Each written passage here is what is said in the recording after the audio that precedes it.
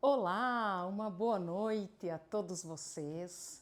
Sejam todos bem-vindos a esta nossa sexta aula aqui sobre a pequena via ou a infância espiritual de Santa Teresinha. É uma menina que morreu aos 24 anos e nos deixou aí por escrito o modelo para nós alcançarmos a perfeição e conquistarmos o coração de Deus. Ela nos deixou um modelo, nos deixou escrito e nos mostra como chegar nesse cume onde ela chegou. E hoje eu quero falar um pouco sobre as nossas dificuldades.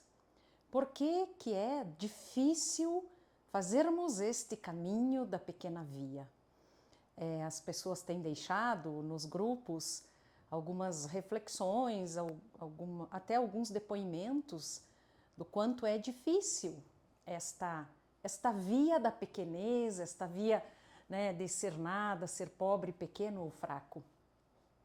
E me diziam que Santa Teresa era mais fácil. Veja, por que Santa Teresa d'Ávila parece mais fácil? Porque ela nos coloca num contato com Deus, numa amizade com Deus. Ela é mestra da oração, nos ajuda a termos intimidade e a vivermos nesta amizade com Ele. E aí nos ensina a rezar também. Porém, se nós formos ver lá a caridade fraterna, o amor, não é? Ela diz que está acima de tudo e que nós, se estivermos diante de uma necessidade de um dos nossos irmãos, de algum próximo que está perto de nós, nós devemos deixar a oração e irmos ao encontro deste irmão, desta irmã que necessita de nós. A oração não é que ela vai deixar de ser feita, mas nós vamos encontrar um outro momento para fazê-la. E Santa Teresinha é a mestra do amor. Ela nos ensina a amar. Em primeiro lugar, amar a Deus. Em primeiro lugar, colocarmos em prática o primeiro mandamento, não é?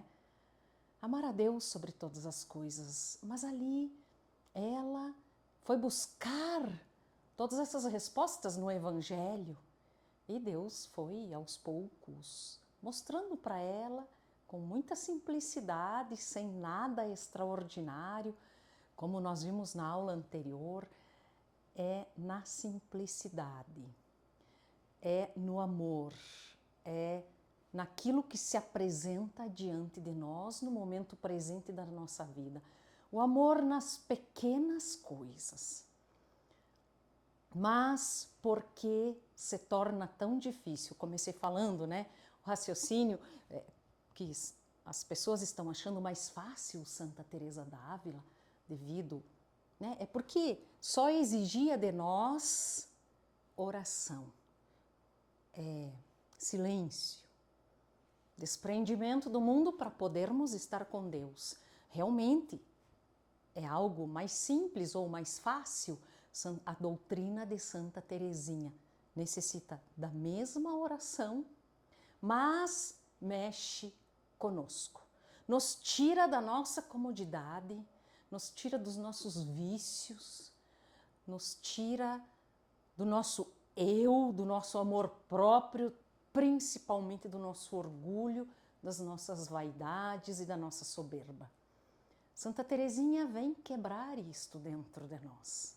E como está muito solidificado, enrijecido, esses vícios, esses maus hábitos que nós criamos, e até por causa de algumas feridas emocionais, das quais eu quero falar ainda aqui nesta aula, nós acabamos ficando teimosos, ficando soberbos, egoístas, e isto nos dificulta. E Santa Teresinha vem nos ajudar a quebrar tudo isto. Ela quebrou, ela também precisou quebrar algumas manias que ela tinha. Ela também olhava para si, mais para si do que para os outros. Ela também tinha um amor próprio e que houve, claro, uma graça que ela se deu conta e começou a olhar para fora dela. Então, é isso que eu quero te ajudar a compreender, que é um processo de maturação. Santa Teresinha não aconteceu tudo com ela num momento, foi acontecendo, Deus foi dando a graça para ela. Porém, a graça ia acontecendo na medida em que ela se abria e se fazia pequena, mas tudo foi sendo revelado para ela. No primeiro momento, ela entendeu que ela deveria ser pequena aos olhos dos outros, como um grão de areia que poderiam até pisar em cima dela. Porém, chegou um momento que ela percebe que às vezes isso poderia trazer uma certa vanglória para ela, até uma certa vaidade por ela conseguir ser tão pequena. E ela entendeu num momento, Deus revela para ela, num retiro, que ela precisa se abandonar. Até a vontade de amar a Deus, ela precisa entregar. Entregar tudo, entregar tudo. E que ali ela poderia até ser vista por algumas pessoas, mas que ela deveria fazer essa entrega. Então é isso que eu quero começar aqui esta aula, trazendo para você esse processo de Santa Teresinha. A maior descoberta dela foi 2 anos antes da morte dela. Teve uma descoberta em 1893, uma descoberta em 1894 e ela morre em 1897. Então, vejam, olha o crescimento dela. Claro que ela chegou nesse nível na 7ª morada com 24 anos. Mas, assim, é o que Deus faz às vezes na nossa vida. Deus pode fazer o que fez em 24 anos, Ele pode fazer em um dia, Ele pode fazer em 1 hora, Ele pode fazer gradativamente, Ele pode nos colocar onde Ele quer, do jeito que Ele quer, na hora que Ele quer, da forma que Ele quer. O que Ele precisa de nós é a nossa boa vontade e não ficarmos olhando para os nossos defeitos. A própria Santa Teresinha fala isso. Nós precisamos entregar tudo e confiar. Então eu coloquei aqui, né? Abandono e confiança. Eu só me abandono se eu confio. Então, muitas vezes a gente não confia, nós não confiamos. Em entregar para Ele nossas falhas, nossos defeitos, nossas limitações, nossas imperfeições, nossos vícios, nossas dificuldades, entregar tudo para Ele porque eu confio. Claro que nós temos que fazer tudo o que depende de nós. Se nós falharmos, vamos buscar a confissão, o sacramento da confissão, vamos pedir perdão, vamos fazer tudo o que está ao nosso alcance para fazer. Porém, é entregar, é confiar. Confiar que as dificuldades, que as turbulências, que as tempestades vêm, os ventos fortes, que às vezes tentam nos derrubar, eles vêm por permissão de Deus. Um bem maior Ele vai nos fazer. E se nós vivermos desta lógica divina, numa unidade com Ele, o dia todo, estarmos unidos a Ele o dia todo, nós vamos entendendo o sentido, o que Ele vai fazendo aqui dentro de nós, dentro da nossa alma, o que Ele vai transformando na nossa alma, principalmente com as turbulências, com as dificuldades, com as tempestades, com os vendavais que às vezes vêm.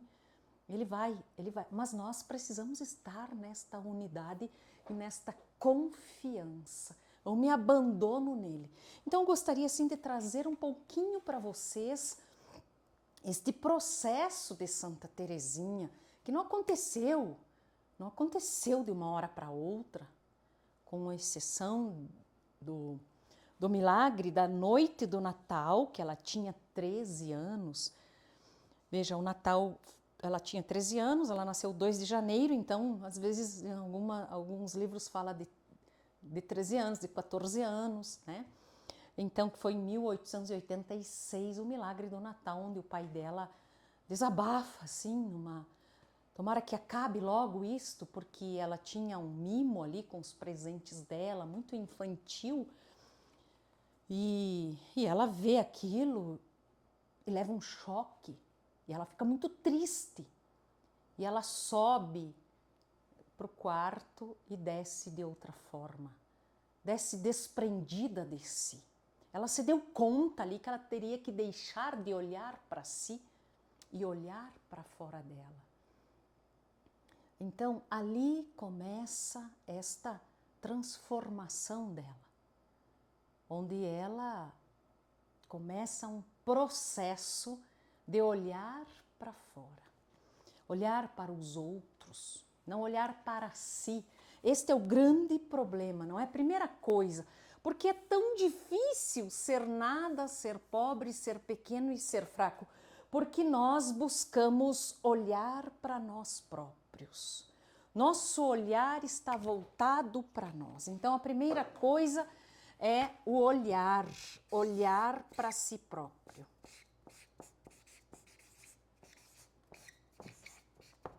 Nós temos uma necessidade de buscar a nós mesmos o tempo inteiro. Uma necessidade de sermos importantes, de sermos valorizados, de sermos reconhecidos, de que os holofotes estejam para nós. Às vezes um vitimismo, que olha o que fizeram comigo, olha o que falaram comigo, olha que não me cumprimentaram, que não me responderam a mensagem, porque você não chegou na hora certa, porque você não colocou, não fez, não me esperou, enfim. Veja, todas as nossas reclamações é porque nós não somos vistos. Nós não estamos em primeiro lugar na visão do outro. Seja a verdade ou seja uma interpretação nossa. Então, o nosso olhar está voltado para si. Santa Teresinha também, lá na entrada da adolescência dela, estava voltada para si. E precisou deixar de ser infantil. Voltar para si mesmo é uma infantilidade. Então, às vezes, nós temos 50 anos, 30, 20, 60, 80, estamos querendo que olhem para nós. Enquanto nós estivermos voltados para nós, nós não vamos amar a Deus, nós não vamos dar lugar para Ele, porque o nosso eu está muito grande. Então aqui, quando eu olho para mim, eu estou buscando a mim mesmo e o meu eu está muito grande, não é? Esse aqui é o grande problema. O nosso eu, que ele fica inflado, que nós nos colocamos no lugar de Deus e queremos ser tratados como deuses. E Santa Teresinha também tinha esta necessidade, talvez pela dor que ela sentiu ao perder a mãe. Ela passou a viver uma vulnerabilidade, ter uma necessidade de que olhassem para ela, e realmente olharam para ela, né? Como ela era a mais nova, a caçula, enfim. Mas depois eu falo disso quando nós estivermos falando das nossas feridas. Então, aqui quando ela ganha uma nova ótica sobre si, eu quero dizer para você que é um processo de maturidade, de maturação, e que nós temos que acolher as nossas limitações onde nós chegamos até aqui. Tem coisas que você está encontrando aqui nestas aulas, eu também estou encontrando junto com você. Tudo que eu falo aqui, em primeiro lugar, é para mim, que é um processo. Tem coisas que você nunca tinha ouvido falar, nunca ninguém tinha falado. Às vezes falar de Santa Teresinha, a gente só sabe das flores, do milagre das flores, que quando a gente faz uma novena e recebe uma flor, porque recebeu uma graça. E Santa Teresinha vai muito além disto, não é? Muito além. E ela nos quer ensinar a amar. Então, comece, aceite a sua limitação, a boa vontade, como nós vimos nas aulas anteriores. O que agrada a Deus também é a nossa boa vontade, nosso coração aberto. Ir se dando conta de cada limitação no dia a dia, não conseguir. Olha aqui, eu me irritei, aqui eu fiquei frustrada, aqui eu Fiquei chateada, por quê? Porque eu estou buscando o meu eu.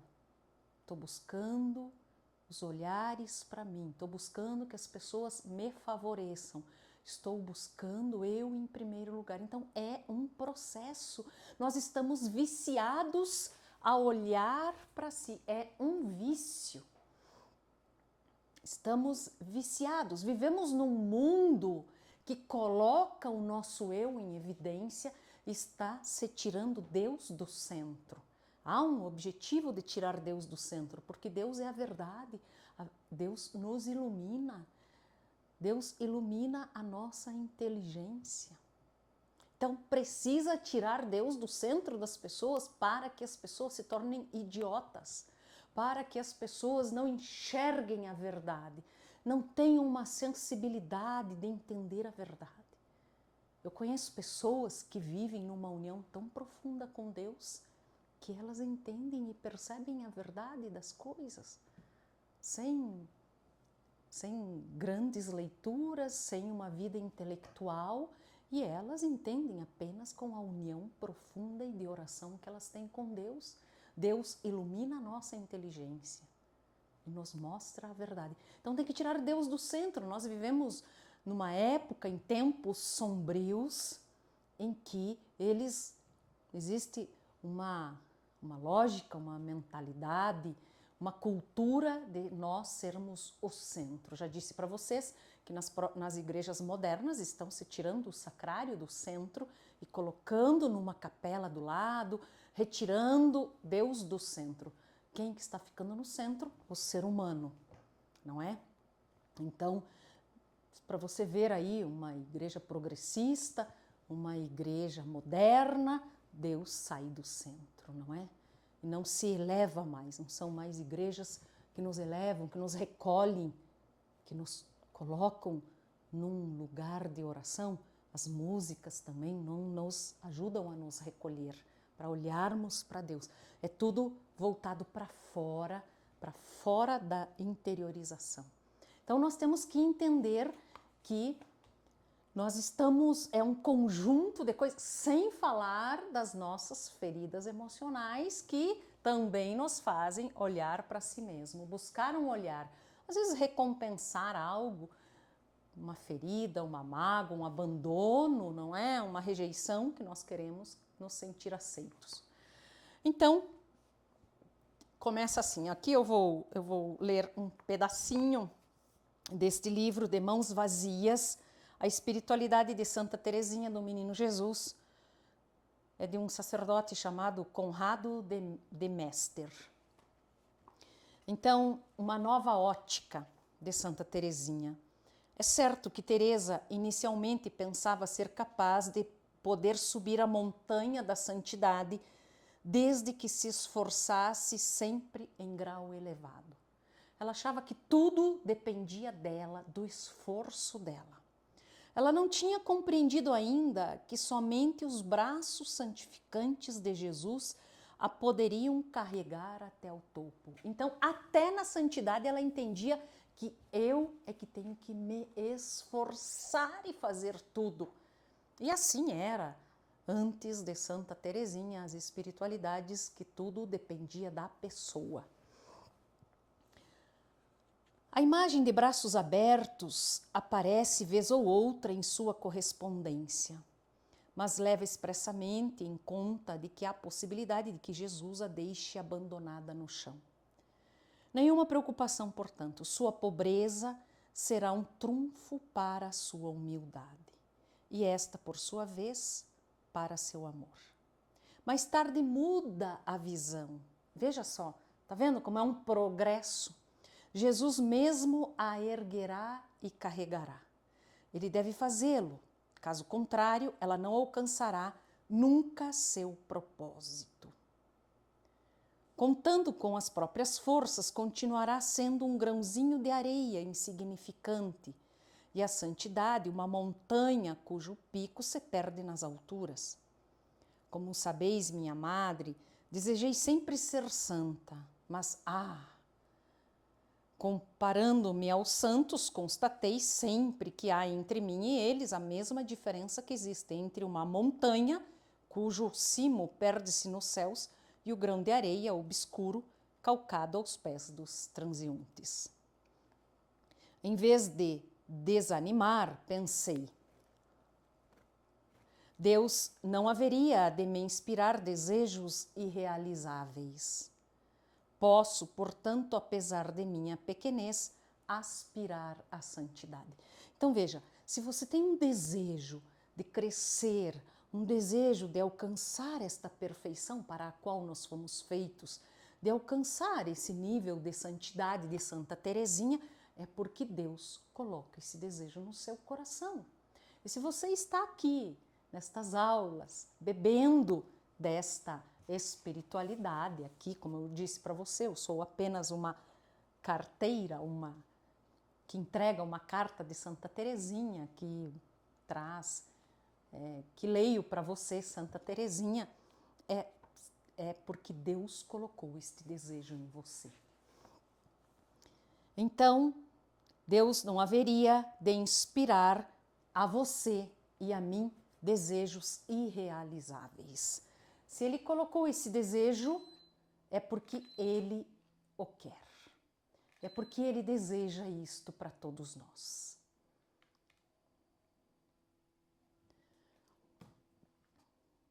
Aos poucos, Santa Teresinha amadurece. Durante os primeiros anos de vida religiosa, ela vai ganhando convicção. Por mim mesma, eu não posso tornar-me santa. Tornar-me santa está acima de minhas forças. Até então, a própria incapacidade era para Teresinha um bloqueio. Veja só, pode ser um bloqueio para todos nós nos sentirmos incapazes. Nos depararmos com as nossas limitações, com os nossos pecados, com as nossas fraquezas, com os nossos vícios, com o nosso egoísmo, nossa soberba, nosso orgulho. Então, pode ser um bloqueio.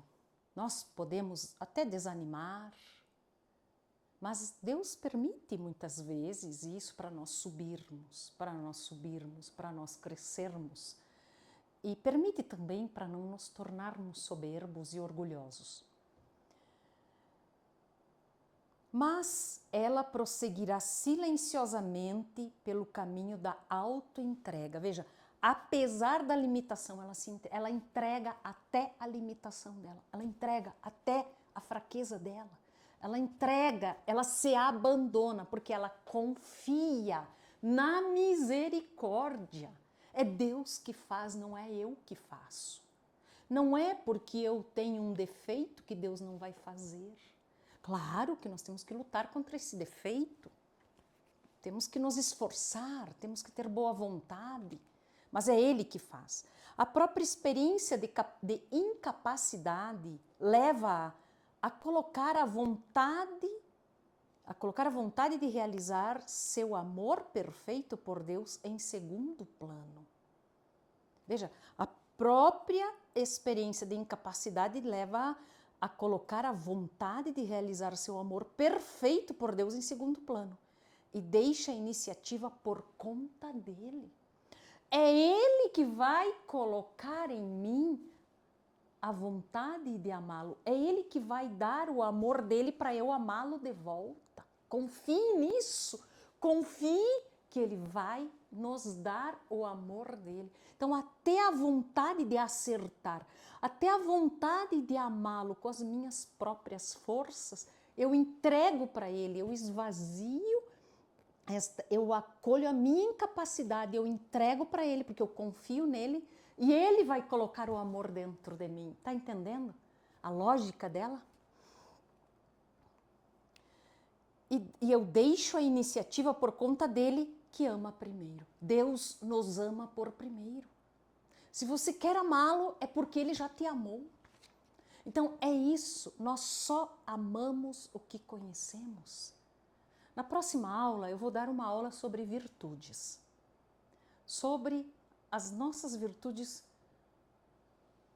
No curso Em Busca da Verdade eu já falei um pouco, mas eu quero agora falar das virtudes teologais e das virtudes morais. E a fé é o que nos faz conhecer a Deus. E nós conhecemos a Deus, por isso nós começamos a amá-lo. Mas eu conheço porque eu conheço a grandeza dele e o que ele fez por mim, o que ele faz por mim, o que ele faz pela humanidade. Então ele me ama primeiro, eu conheço o amor dele para depois eu amá-lo. Primeiro eu experimento o amor. Onde que eu vou experimentar o amor? No ato de fé, no ato de oração, no ato de amizade com ele. Principalmente na oração de meditação sobre a humanidade dele. Tudo isso está lá no curso, né? O curso Em Busca da Verdade.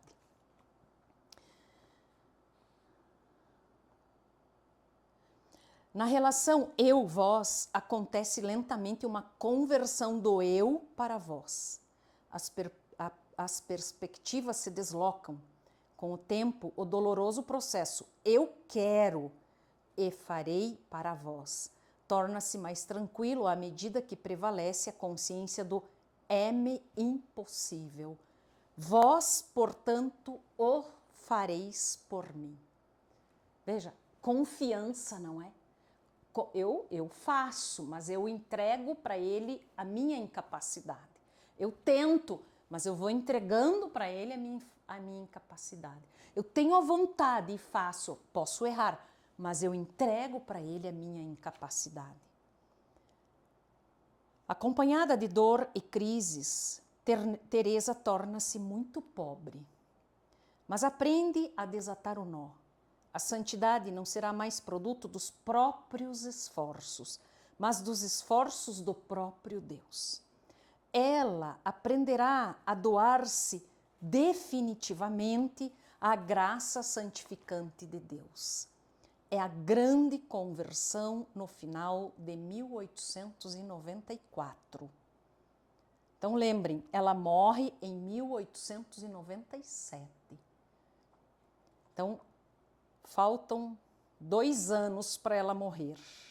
É a grande conversão do final de 1894. Vocês estão entendendo que o processo de maturidade, Deus vai se revelando na medida em que ela vai deixando Ele fazer. Na medida em que ela vai confiando e se abandonando. Então ela confia e se abandona nele. Se abandonar, confiar de verdade. É um ato da minha vontade que eu movo para ele. Um ato tá dentro da virtude da prudência que nos ajuda a escolher. Eu faço uma escolha de confiar no Senhor. Senhor, eu não consigo, eu tentei, não consegui, falhei. Entrega, porque é Ele que vai fazer em você. É Ele, só entrega, confia, é se esvaziar. Então, é a grande conversão de 1894. Mas já estamos adiantando o tempo. Precisamos antes analisar a evolução ocorrida em 1893 e 1894. Então aqui tem uma evolução. A visão de sua própria incapacidade cresceu. Seu sonho de ser pequena como um grãozinho muda um pouco de rumo. Busca menos expressamente diminuir-se aos olhos dos outros, visando a uma autoimagem irreal, o que seria motivo de vanglória. Despoja-se até o fundo do poço. Não é mais proprietária de nada, nem mesmo de seu próprio amor.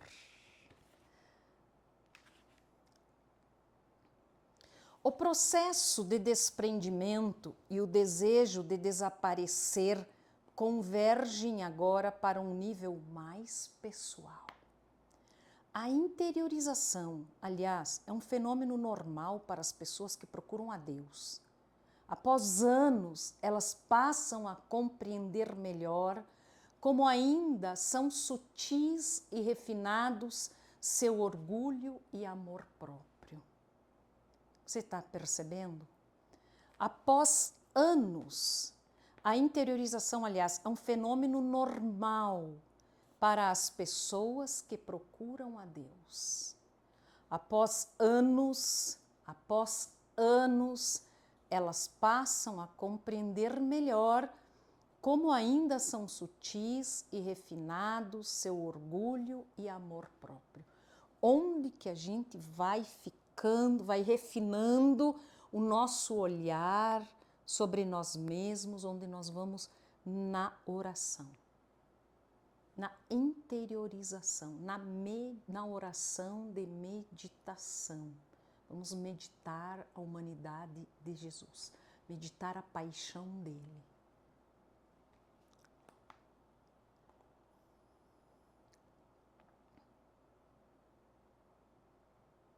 Nos anos anteriores, de 1889 a 1892, Teresa dedicara-se especialmente à humildade. Despercebida dos outros, somente vista por Jesus, dando-lhe assim maior amor e mais puro. Então ela amava escondida, ninguém nem percebia. Lembram que ela ia lá, pegava a cadeira de roda da irmã paralítica, ela sorria, ela escolhia a irmã mais difícil. Então, as pessoas nem percebiam que ela fazia isso.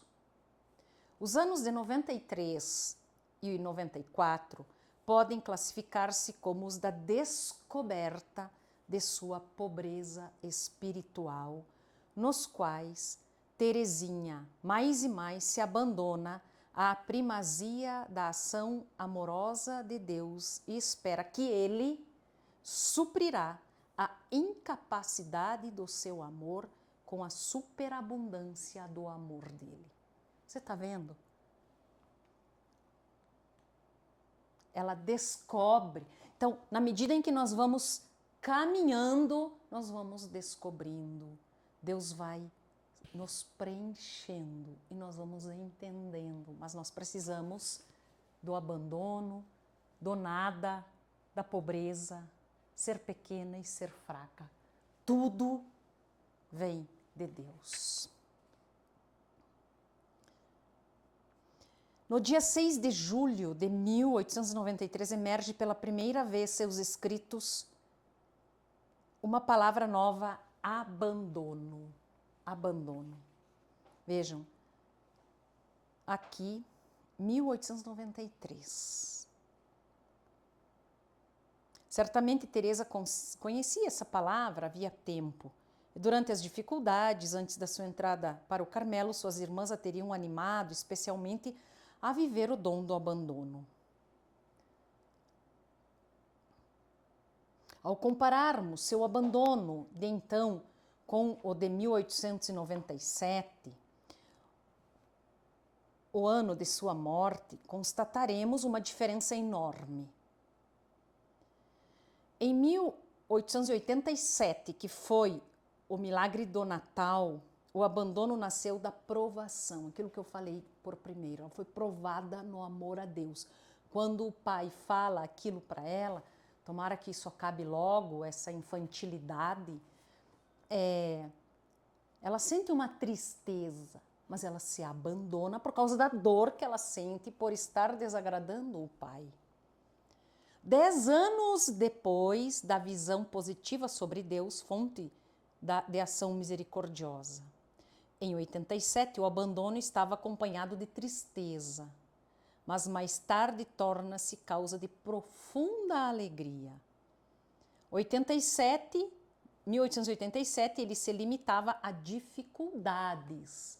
Ele se limitava porque a dificuldade que ela tinha de olhar para si.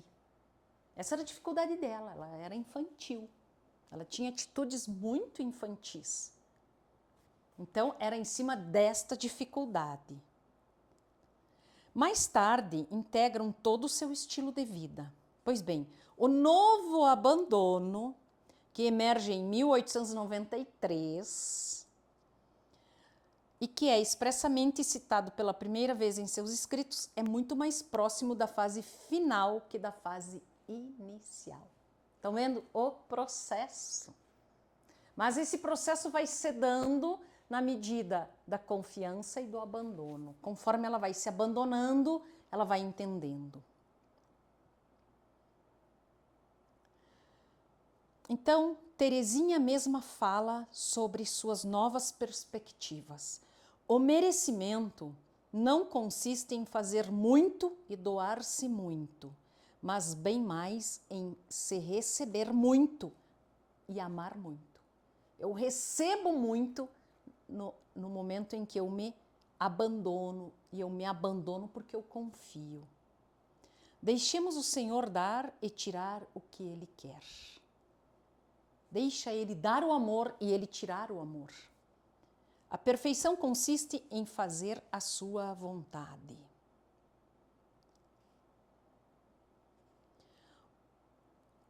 O ideal de Teresa está ainda em amar muito. Sempre, mas o amor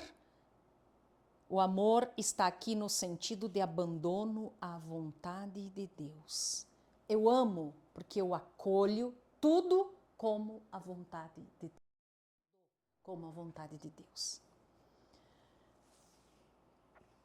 Como é fácil agradar a Jesus e roubar seu coração. É preciso amá-lo somente sem ficar demasiadamente preocupada em ficar buscando os próprios defeitos. Você está vendo? Nós precisamos amar, olhar para fora, amar nas pequenas coisas e abandonar, entregar tudo para Ele.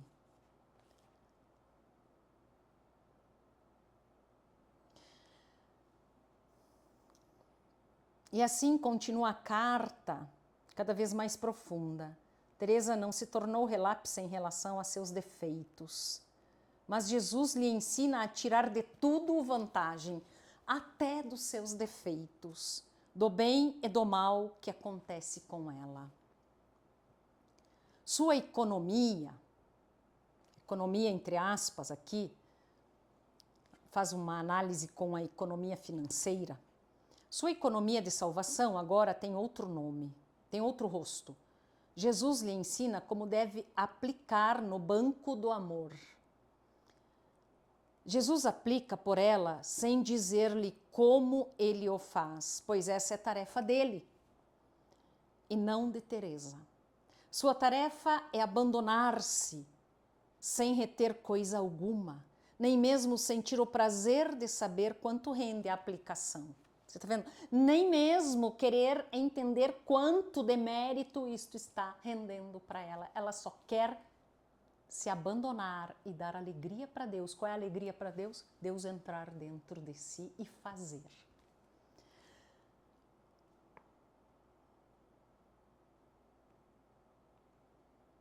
Teresinha, em lugar algum, manifesta descuido no seu amor a Deus. Não defende uma solução cômoda e não anuncia nenhuma doutrina gratuita e nem confortável, mas começa a esperar bem mais de Deus mesmo. Por isso começa a relativizar cada vez mais sua própria fraqueza. Nem a fraqueza dela agora tem tanto valor como tinha antes. Constata-se uma tranquilidade bem maior em relação à sua incapacidade. Devemos fazer tudo o que podemos, mas sabemos que o amor do Senhor é suficientemente grande para superar as faltas e fazer triunfar sua força na nossa fragilidade. Olha só. Olha só, isso não nos conforta, não nos consola, que o amor dele é maior que a nossa incapacidade, e por isso nós temos que entregar a nossa incapacidade para ele e confiar nele que ele vai fazer, que ele vai transformar. O que ele quer? A minha boa vontade, meu coração aberto, minha ser um nada. Não sou nada, Senhor, eu preciso do Senhor. Olha como eu sou incapaz, eu entrego a minha incapacidade, porque é só o Senhor que pode fazer.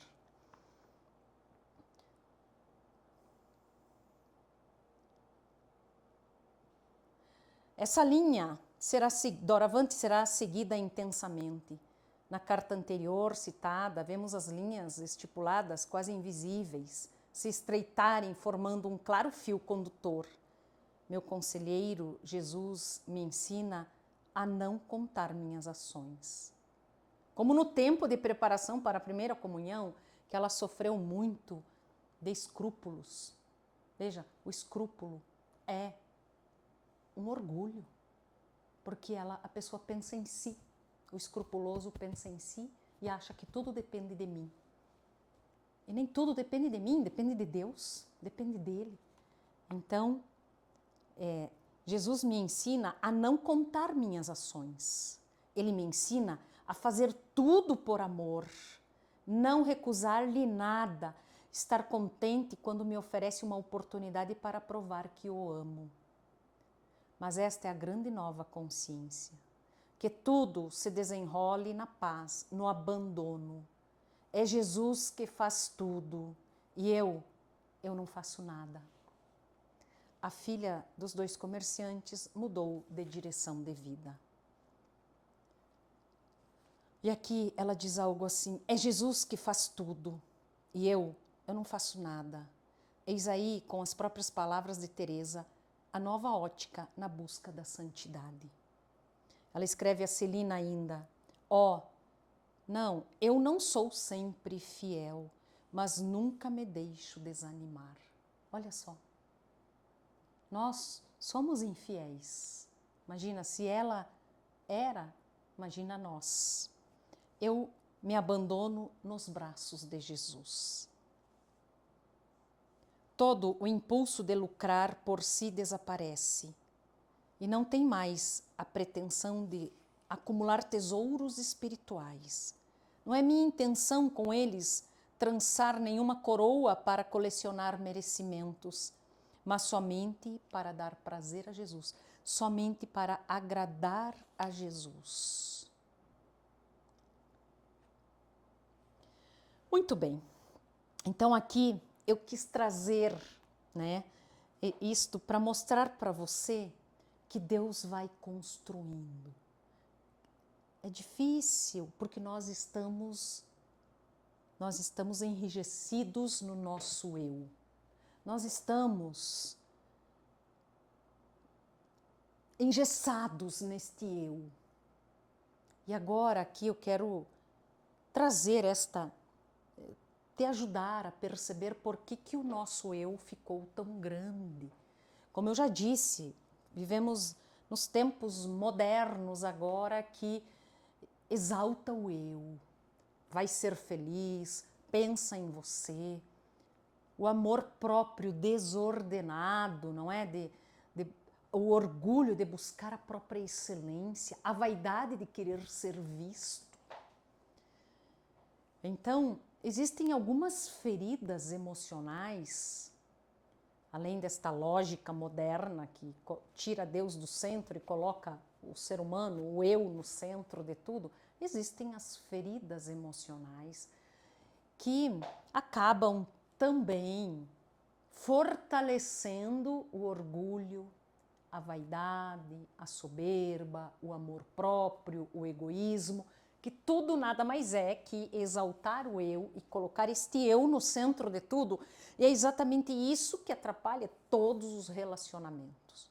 Quando nós colocamos o nosso eu à frente de tudo. E quando eu coloco esse eu à frente de tudo, porque eu quero ser visto, eu quero receber, eu quero que me tratem bem, eu quero que me olhem, eu quero que me coloquem em primeiro lugar, eu quero ser considerado, respeitado, olhado, paparicado, elogiado, eu quero ser visto, enfim, tudo isto a gente põe a perder os relacionamentos. Para um relacionamento dar certo, para um casamento dar certo, para se manter uma amizade, para se manter uma afinidade, um relacionamento entre marido e mulher, entre pais e filhos, entre amigos, no trabalho, entre irmãos, em qualquer lugar, este eu precisa diminuir de tamanho. Então, além disso, nós temos as nossas más inclinações do pecado original, que são as concupiscências da carne, dos olhos e da soberba. E na primeira ou na segunda aula, não, na primeira aula, né, que falo Santa Teresinha e o nosso eu, eu falo sobre isso, né, sobre a concupiscência, o desejo da soberba, o desejo de ser o melhor, de ser visto, de buscar a própria excelência, que está escrito lá que é o pior dos pecados. Por que é o pior dos pecados? Porque ele nos coloca no lugar de Deus. O orgulho é ocupar o lugar de Deus. É a grande injustiça para com Deus. Nós não fazemos justiça a Ele, nós queremos os nossos direitos, queremos o nosso prazer. E esse orgulho nos coloca na gula, nas intemperanças, na avareza, no querer ter as coisas, na ambição. Então, o começo de todos os pecados é o orgulho. E aí do orgulho, né, tem vários, do vício do orgulho vem a vaidade, a soberba, a inveja, a ira e tantas outras coisas. Aqui eu quero falar um pouquinho das nossas feridas emocionais. Veja bem, nós mulheres temos uma necessidade de sermos vistas, de sermos olhadas. Em primeiro lugar, é uma necessidade de estarmos sempre, talvez num começo, são duas coisas aqui que eu quero falar, sobre uma fraqueza, sobre uma necessidade que a mulher acaba tendo. Lá na Era das Cavernas, a mulher ficava protegida, ficava guardada e o homem saía para caçar, para prover o alimento. Por quê? Porque o homem é forte, pode fugir de alguma presa, de algum animal perigoso, enfim. E a mulher ficava dentro da caverna com os filhos, com as pessoas, protegida. Isso foi incutido também de que ela é frágil, de que ela precisa ser protegida. Então, isto é algo que faz com que a mulher queira também, tenha uma necessidade de ser cuidada, de ser olhada, de ser protegida. Claro que em função do pecado original, aí isto pode ficar muito grande, quando também associado a uma ferida emocional de abandono, de rejeição, de desprezo, não é? Então, isto também faz com que ela deseje o olhar do outro sobre ela, um desejo de um olhar de proteção. Então, e que associado a um sentimento de abandono que ela possa ter tido na infância ou na gestação, ou a mãe abandonada, ou o pai que vai embora, a mãe que abandona, seja um abandono de fato ou um abandono emocional, isto fica muito maior, fica muito grande e ela tem uma necessidade de ser olhada, de ser cuidada, de não ser desprezada. Então ela quer o olhar para si próprio, né? Ela quer o olhar para si próprio. Mas também, por exemplo, nós carregamos marcas no nosso inconsciente, da nossa história. Por exemplo, isso pode ter acontecido conosco, pode ter acontecido com a nossa mãe, com as nossas avós, bisavós. Vou dar um exemplo para você, uma chave de leitura para você compreender esta ferida emocional que faz com que a gente tenha uma necessidade de sermos olhadas. E por que às vezes o orgulho também vem sobre nós, ou desperta em nós. Então essa menina tinha lá seus 10 aninhos e ela morava na roça, numa comunidade, ia chegar à escola lá e todo mundo se preparando para estudar, para ir para a escola. E o pai diz, não, só vai para a escola os meninos. Menina, o lugar da menina é na cozinha com a mãe, ficar dentro de casa. Essa menina fica revoltada porque ela quer conhecer. Sede do conhecimento está em nós. Conhecer. A inteligência está em nós, em busca de saber as coisas.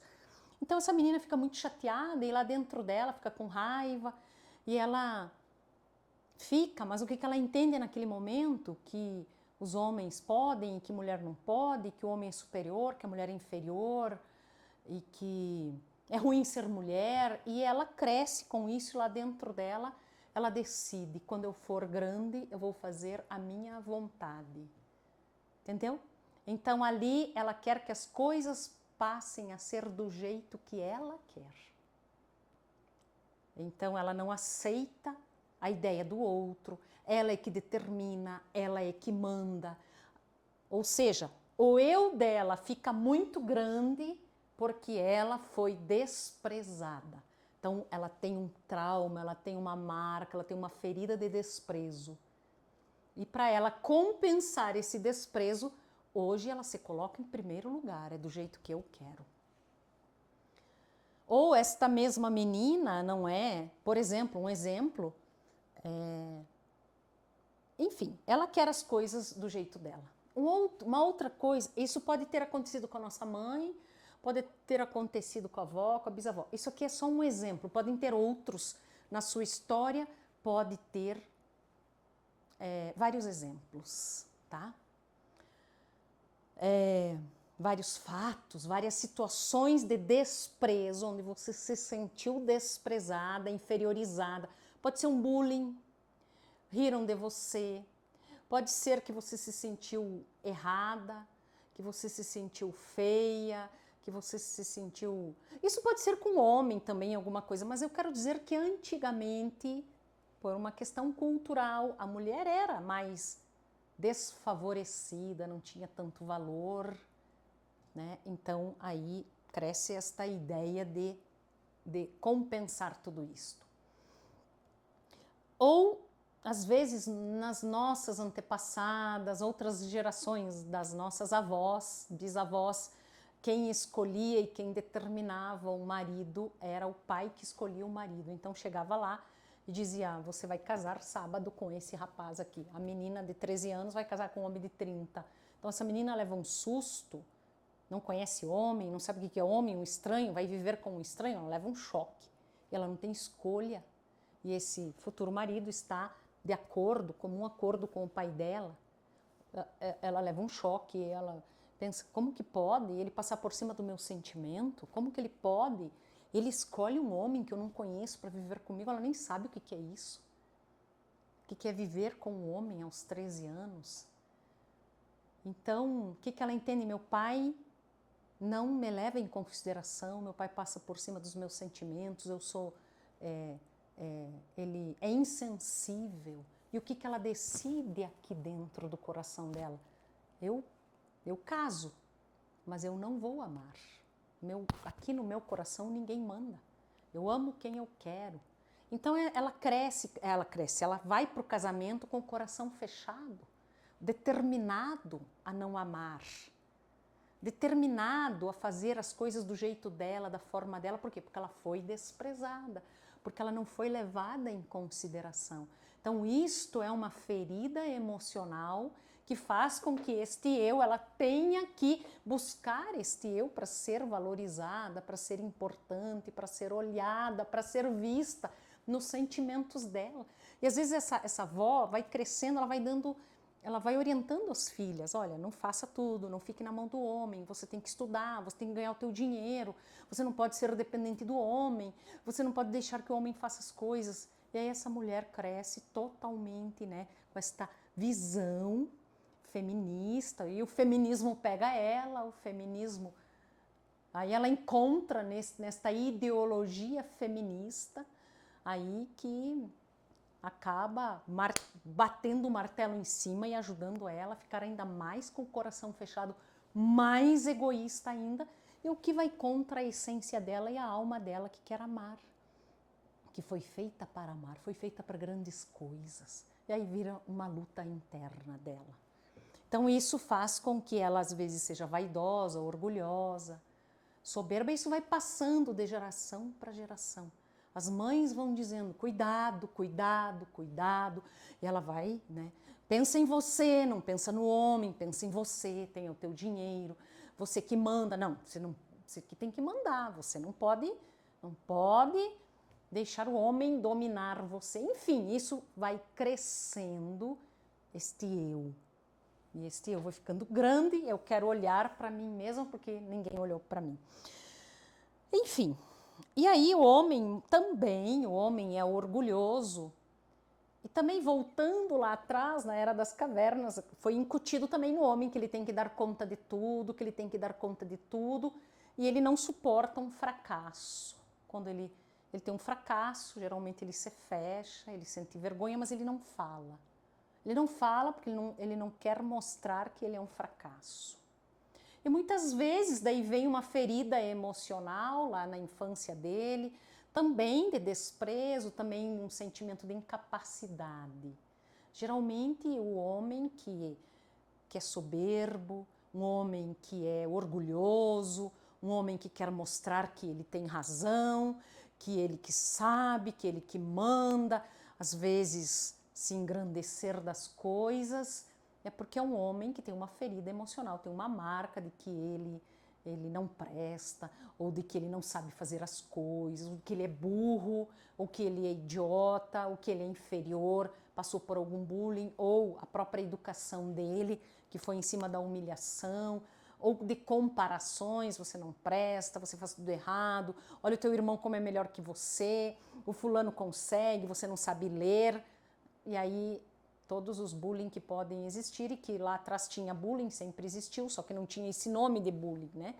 Mas essa crueldade, crianças cruéis, maldosas, né? Já existiam na nossa infância, na infância dos nossos pais. Isto faz com que o homem queira mostrar que ele sabe, que ele é o melhor, que ele manda, que ele sabe mais. Então isso é um orgulho. O que isto faz? Também este homem ter necessidade de compensar e provar, geralmente para as pessoas lá de trás, lá da infância dele, de que ele é capaz, de que ele sabe e de que ele não é um burro, de que ele não é um idiota, de que ele não é aquele menino inferior lá. Tem coisas que podem também estar passando do pai para ele, o pai também é assim, e vai passando, às vezes é um sentimento de inferioridade que vai passando para frente. Então aqui é só uma leitura, uma chave de leitura para você compreender por que pode, quais as feridas que podem nos fazer olhar muito para si, olhar muito para o nosso eu, aumentarmos este amor próprio desordenado. Depois você pode deixar as suas perguntas aqui sobre estas feridas emocionais, e que ainda vou fazer um vídeo com todas as respostas aí, né? Eu quero agora falar para você um pouquinho, ler para você aqui um pouquinho neste livro, Tratado Prático dos Vícios e das Virtudes, que é um livro de uma locução que Jesus deu a esta beata Maria Concepción Cabrera de Armida, chamada Conchita, uma beata casada, uma mulher casada, mãe de 9 filhos, e que está aí num processo de santificação, de canonização também. E aqui o que Jesus fala sobre este amor próprio. Quero ler também um pedacinho para você ver o que é essa necessidade de olhar para si. O amor próprio é digno filho da soberba e do orgulho, amigo íntimo, familiar e amante da hipocrisia. Traz em si refinadas e escondidas todas as más qualidades de seus pais, que é a soberba e o orgulho. E não deixa nada são no coração humano infectado por essa peste. São espantosos os inúmeros males causados no coração humano por esse vício infame, que se cobre com 1000 disfarces e brilhos. Procede de Satanás, que é a fonte de todo mal, e tem sua mesma fisionomia e seu semblante. O amor próprio consiste numa refinada e delicadíssima soberba, que tem aparência de discrição, prudência, necessidade, honra ofendida e outros 1000 pretextos com que adoça seu veneno. Entra com a mesma liberdade e descaso no coração do santo e do perverso. É a moeda de vários cunhos, que corre e circula por toda parte e em muitas direções.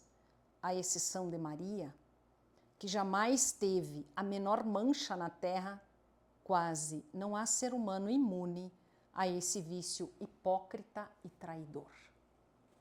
O amor próprio é um miasma fétido que corrompe as ações do homem e até seus atos internos, com que se volta a mim. A mim, a Jesus, é Ele que está falando. Demeritórios e inocentes, e os torna ofensivos e dignos de reprovação e castigo. O amor próprio é um verme roedor que destrói as obras do homem e derruba torres de santidade, minando suas fundações. Muitos apóstatas, muitas almas grandes, que venceram a íngreme montanha da perfeição, caíram mais tarde no mais profundo abismo dos vícios por culpa do amor próprio, origem de lamentáveis desgraças.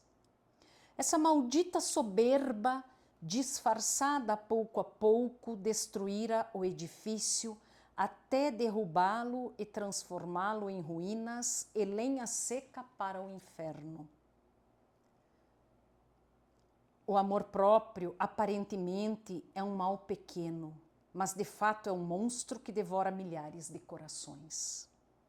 O amor próprio é um ladrão que rouba os méritos da alma, desvirtuando seus atos e valores. É o veneno que estraga os frutos do espírito e tira o brilho das mais nobres virtudes. É a praga que assola os campos da vida espiritual, destruindo ou ao menos manchando tudo quanto toca, a fim de causar-lhe um dano. É o vício que põe a perder as comunidades, as famílias, enfim, é o inimigo, o adversário da humildade, do sacrifício, da abnegação e da dor. O amor próprio detesta a pobreza, a mortificação, a penitência e foge de toda pena, sofrimento e cruz. O amor próprio foge da cruz e do crucificado, consequentemente de todo o bem, pois a alma que se separa da cruz e a rejeita, separa-se de Jesus e o rejeita. O amor próprio instintivamente busca satisfazer sua sede de todas as formas e maneiras possíveis, sem se importar com os meios utilizados para alcançar seu fim. É insaciável em suas aspirações. Nas almas mais tolerantes é mais desmedido, dominando-as por completo e estabelecendo nelas seu reinado. Comodidade, indolência, preguiça e delicadeza são frutos desta árvore podre que é o amor próprio. A sensualidade é seu assento. Sensualidade é que fala da necessidade de alimentar os sentidos. Nela cresce e se desenvolve, se impõe e acaba por reinar abertamente com uma crescente soberba, sua companheira. O amor próprio faz estragos incalculáveis no ser humano. Desgraçada alma que se deixa surpreender nas pequenas coisas por esse monstro disfarçado. Mais tarde, ele impor-se-á com seus rugidos. Sim, uma graça muito especial e grande será impossível à alma dominá-lo e destruí-lo. O amor próprio é um mar tempestuoso que anda à solta pelo mundo. Na vida espiritual, é um mar calmo, porém sempre mar. Ainda que na superfície pareça tranquilo, no fundo rugem e se debatem as ondas de milhares de secretas paixões.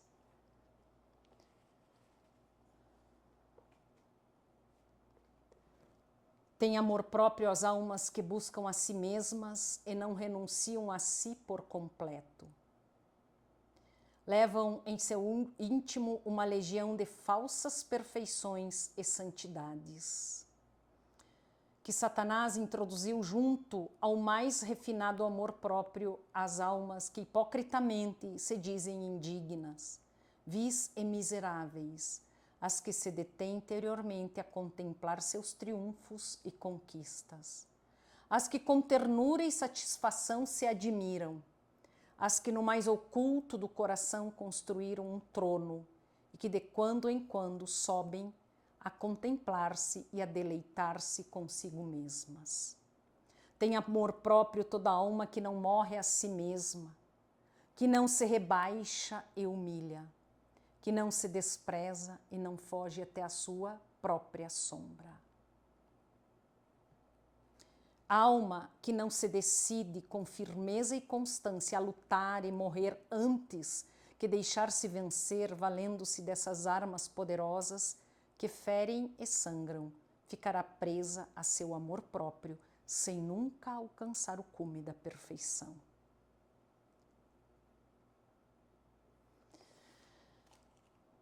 Muito bem. Então, para vocês verem o que é este tal de amor próprio, esta busca do meu eu e esta busca de olhar para si próprio. Mas nós temos uma essência, nós fomos feitos para o alto, nós somos a imagem e semelhança de Deus, somos capazes de amar como Ele, somos capazes de sermos como Ele, todas as virtudes necessárias para sairmos deste eu e olharmos para fora, principalmente olharmos para Deus. Temos um caminho de Santa Teresinha, que é o nada, a pobreza, a pequenez e a fraqueza, a confiança e o abandono que vão nos fazer chegar no coração de Deus, conquistar o amor de Deus. Já está tudo pronto dentro de nós, mas nós precisamos olhar com sinceridade, olhar para esses nossos defeitos, esta nossa necessidade de buscar a si mesmo e começarmos a pedir a graça, a entregar também tudo isto para Jesus, entregarmos para Ele todos os nossos defeitos, nos abandonarmos nele e Ele vai fazer. Mas nós precisamos reconhecer. O primeiro passo é reconhecer o meu orgulho, a minha soberba, reconhecer o meu amor próprio, o meu egoísmo, a minha necessidade de ser elogiada, elogiado, minha necessidade de ser reconhecido, de ser o melhor, de estar no centro, de ser bajulado, enfim, de ser olhado, de ser visto. Nós precisamos reconhecer e começarmos a lutar contra. Uma das formas de lutarmos contra esse eu e irmos derrubar a nossa vontade, dominar a nossa vontade, é atos de mortificação, que pode ser um jejum, pode ser uma penitência, onde nós vamos educando a nossa vontade. Nós vamos nos educando para que esse eu vá perdendo a força. Nós vamos fazendo um trabalho de humildade, a mortificação, um jejum nos coloca na humildade, onde eu vou dominando e freando o meu eu e as minhas vontades, porque o grande problema é a vontade, não é? Acredito que, não lembro agora se a segunda ou a terceira aula é sobre as nossas vontades. Muito bem, eu vou então parar por aqui, senão me estendo muito, a aula fica muito longa e talvez desperte dúvidas, anseios, desejos, outra vontade de conhecimento. Eu peço que você deixe aqui sua pergunta, sua partilha, sua consideração sobre a espiritualidade de Santa Teresinha, seu desejo, sua vontade, né? E que nós estamos todos juntos. É difícil para todos nós temos amor próprio. Você viu aqui Jesus dizendo que não tem ninguém que não tenha, a única pessoa que não teve foi Nossa Senhora. Então nós estamos todos juntos nesta busca, neste desejo de nos tornarmos pequenos, pobres, fracos, assumirmos as nossas incapacidades, entregarmos, confiar e nos abandonarmos. Nós já temos um caminho, é o nosso esforço, nossa boa vontade, como Santa Teresinha tem nos ensinado. Então, muito obrigada pela sua companhia, pela sua força, por estarmos juntos neste caminho que Deus nos escolhe para estarmos aqui, nos chama e desperta o desejo nos nossos corações e na nossa alma. Então, uma boa noite para todos vocês, um grande abraço e até o nosso próximo encontro.